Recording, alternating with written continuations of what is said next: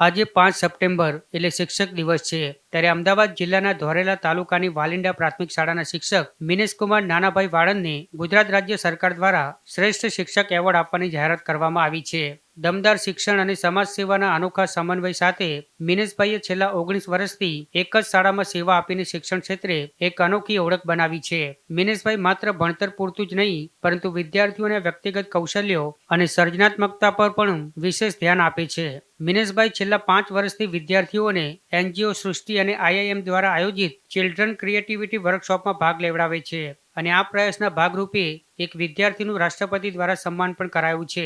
શાળામાં બાળકોની નિયમિત હાજરી અને રસ જળવાઈ રહે તે માટે તેમણે પેટર્ન ઓફ વાલિંદા નામનું ઇનોવેશન રજૂ કર્યું છે. આ અંતર્ગત દર મહિને એક કેલેન્ડર તૈયાર કરવામાં આવે છે, જેમાં મહોલ્લા પ્રાર્થના, ટિફિન ડે, કવિ કહે છે કાર્યક્રમ અને વાલી સન્માન જેવા વિવિધ કાર્યક્રમોનું આયોજન થાય છે. આ સાથે જ મિનેશભાઈએ વિદ્યાર્થીઓની રમતગમતની શક્તિઓને ઓળખી પ્રોત્સાહન પૂરું પાડ્યું છે, જેના ફળ સ્વરૂપે કુસ્તી અને બેડમિન્ટન ક્ષેત્રે બંસી કિરીટભાઈ મીર નામની એક વિદ્યાર્થીની રાજ્ય કક્ષાએ પ્રથમ આવી છે.